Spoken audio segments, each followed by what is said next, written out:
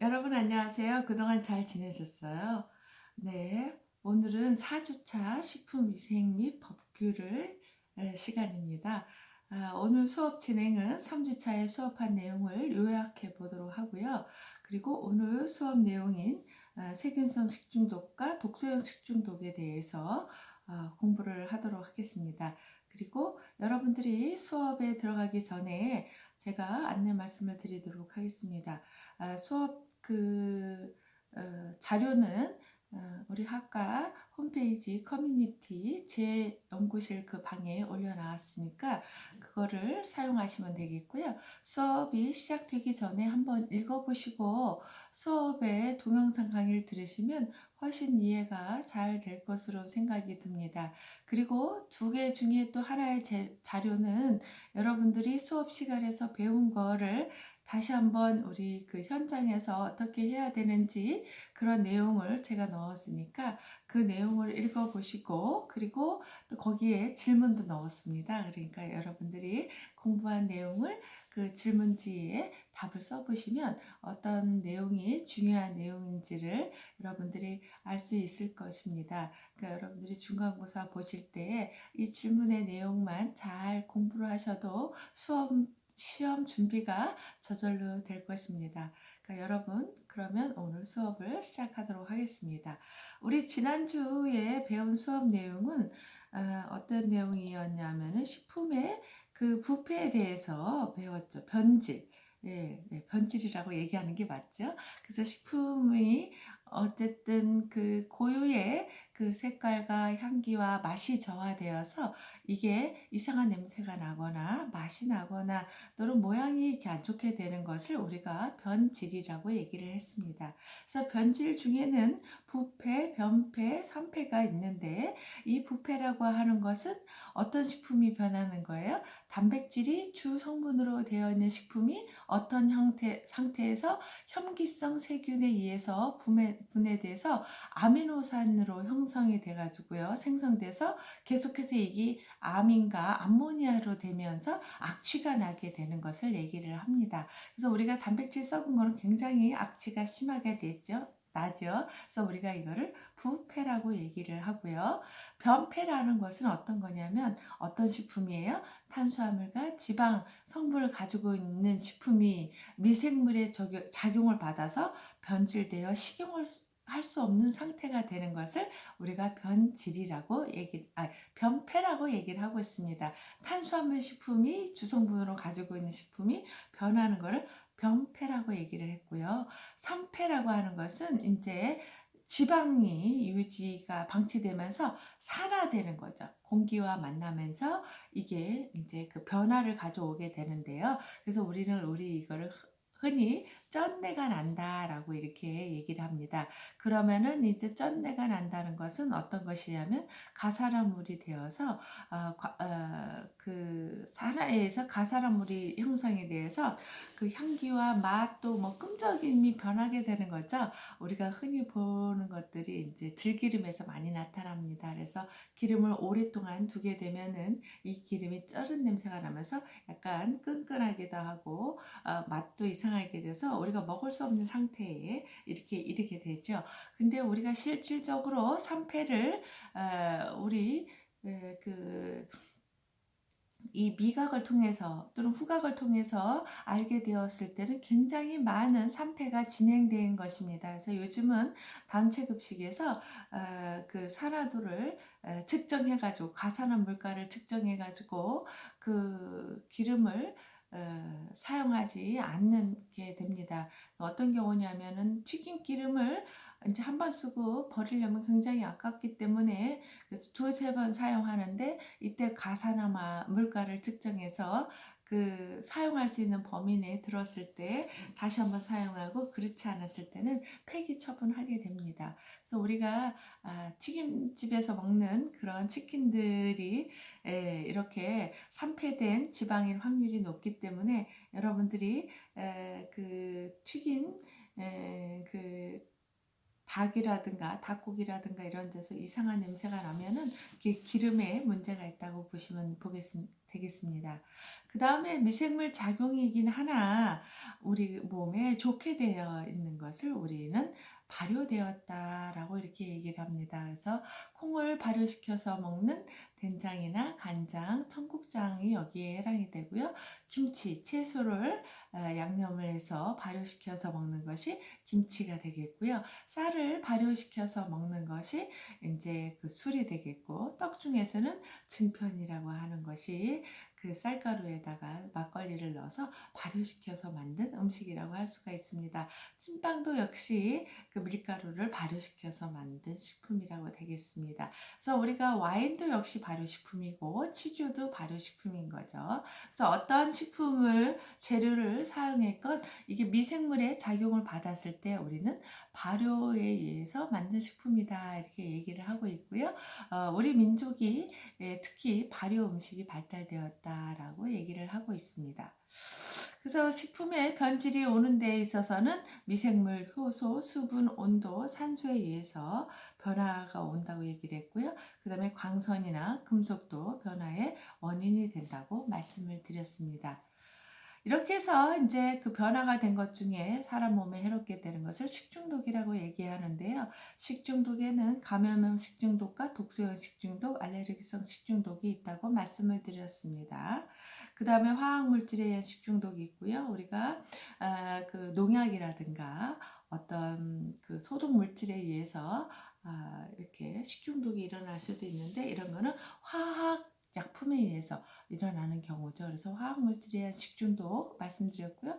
자연독에 의한 식중독, 우리가 자연에 있는 버섯이라든가 나물이라든가 꽃이라든가 또는 보거라든가 이런 생선에 들어있는 그런 독을 얘기를 한다고 얘기했죠. 그래서 우리가 자연에 있는 것들을 먹을 때 그 나물 종류는 물에다가 담궈서 먹는 이유는 그 독성분을 물에다가 빼서 먹는 거죠. 우리 보거를 조리할 때는 보거 독을 제거하기 위해서 전문 요리사가 이 보거 요리를 해야지만 됩니다. 그래서 경구전염병과 세균성 식중독과의 차이점을 알아야 되는데 경구전염병이라는 건 뭐래요? 입을 통해서 전염되는 전염병을 얘기하는데 미량을 통해서 감염이 되는 현상이고요.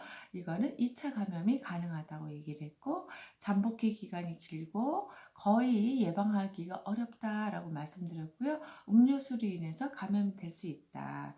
그런데 세균성 식중독은 일정량의 균이 필요하고 2차 감염은 없다. 그리고 비교적 짧은 시간 내에 발생하고 균의 증식이 억제만 하면 가능하다. 음료수로 인한 중독은 거의 없다고 말씀을 드렸습니다. 그래서 우리가 이렇게 지난주 3주 차에 배운 식품의 변질에 대해서 요약을 해보았습니다. 그러면 오늘 수업할 내용에 대해서 말씀드리도록 하겠습니다. 우리가 세균성 식중독 언제 많이 일어나나요? 여름철에 뉴스에 가장 많이 나오는 게 이 세균성 식중독에 대한 얘기인 것 같습니다. 그래서 날씨가 더워지고 그러면은 이제 어떻게 되나요? 미생물들이 자라기 쉽게 되고 특히 단백질 식품에 잘 자랄 수 있기 때문에 생선류, 왜냐하면 그 조직이 연한 조직에 많이 번식하게 되죠.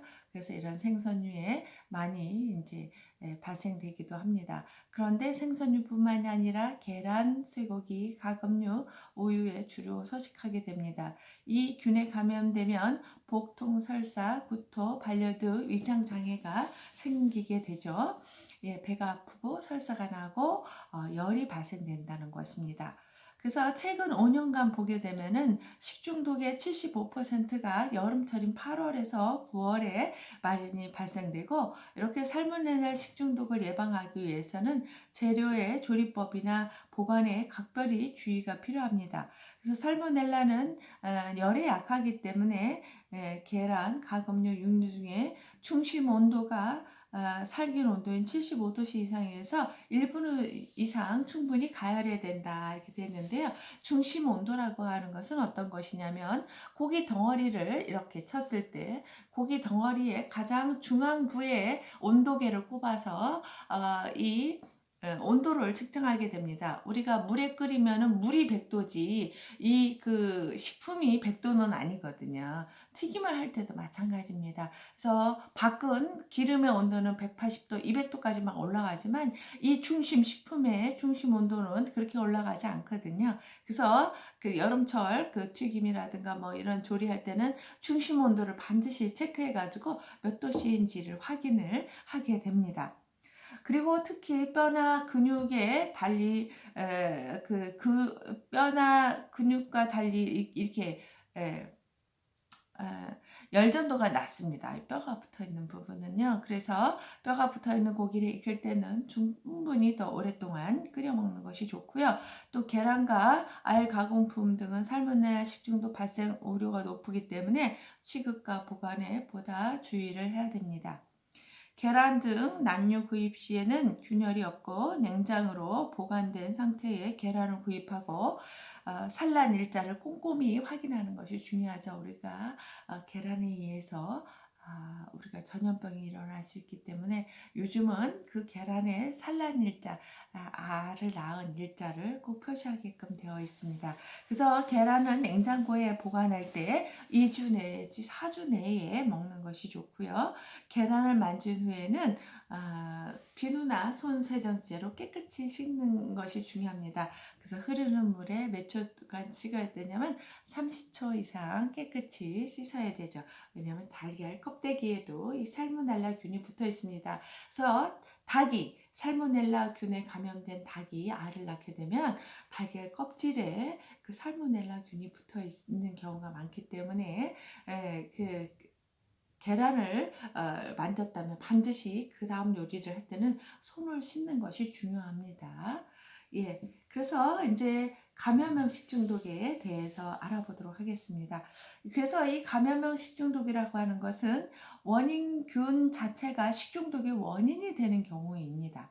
그러니까 무슨 얘기냐면은 살모넬라균 식중독 하면은 살모넬라균 자체가 식중독이 된다는 것이죠. 그래서 살모넬라균은 쥐, 소, 돼지와 어류 등에 광범위하게 분포되어 있고 보균자에서도 분류가 됩니다. 그래서 이 증상은 급격한 발열, 열이 나고요. 두통, 복통, 설사, 구토를 일으키며 대개 2일에서 5일이면 회복되나 심한 경우에는 사망하기도 됩니다. 그래서 잠복기는 비교적 긴데요. 평균 18시간이고 6시간 내서 24시간 정도의 잠복기를 가집니다. 원인 식품은 어육 제품, 그러니까 우리 어육 제품이라고 하는 것은 어떤 거가 있겠어요? 오뎅 같은 경우 뭐 이런 거가 해당이 되겠죠. 가공품들, 유제품, 어패류, 두유, 두부류, 샐러드, 조육이라고 하는 것은 새 고기를 얘기합니다.